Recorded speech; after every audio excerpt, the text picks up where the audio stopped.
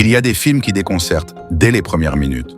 Des œuvres qui déroutent, divisent et fascinent à la fois. Emilia Pérez de Jacques Audiard fait partie de ceux-là.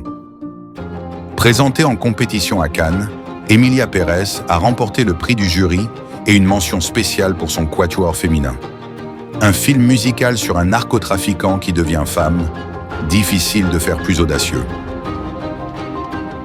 Audiard a toujours filmé la transformation, celle d'un jeune délinquant, d'un boxeur brisé, d'un tueur las. Avec Emilia Pérez, il pousse cette obsession plus loin. Une métamorphose totale, charnelle, morale, spirituelle. Rita Mora, avocate à Mexico, sert de marionnette au système. Jusqu'au jour où un mystérieux client lui propose une mission, aider un baron de la drogue à devenir une femme. Un pitch improbable? Oui. Et pourtant, Audiard y trouve un opéra. Juan del Monte, dit Manitas, trafiquant tout-puissant, devient Emilia Pérez. Dans la douleur, mais aussi dans la grâce. Audiard filme la transition non comme une chirurgie, mais comme une renaissance. Une mue où la chair, la culpabilité et la musique s'entrelacent. Chaque chanson devient un aveu, chaque refrain, une prière. Mais le passé ne disparaît pas.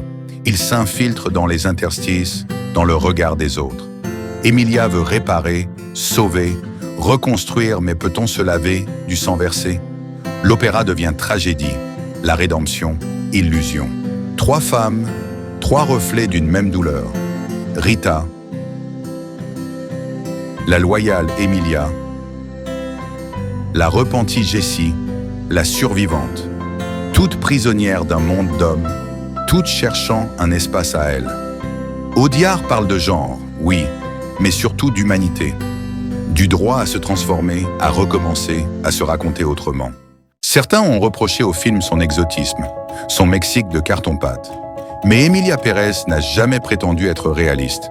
C'est un rêve d'Europe sur l'Amérique latine, un décor d'opéra, pas un reportage. Le film s'ouvre sur une mort et se referme sur une autre. La naissance d'Emilia, c'est la mort de Manitas, mais aussi celle d'un monde où la rédemption est impossible. Audiard signe ici son œuvre la plus risquée, la plus étrange, peut-être la plus sincère. Une tragédie moderne chantée sur les ruines du crime. Mais alors, que raconte vraiment Audiard? Est-ce un effet de mode autour du transgenre? Un geste politique assumé? Ou simplement une œuvre de cinéma qui ose toucher à ce qu'il y a de plus intime? Le droit de devenir soi. Peut-être qu'au fond, cette métamorphose est celle de notre société. Chaque semaine, de nouvelles vidéos cinéma t'attendent. Abonne-toi maintenant et active la cloche. Merci d'avoir regardé cette analyse.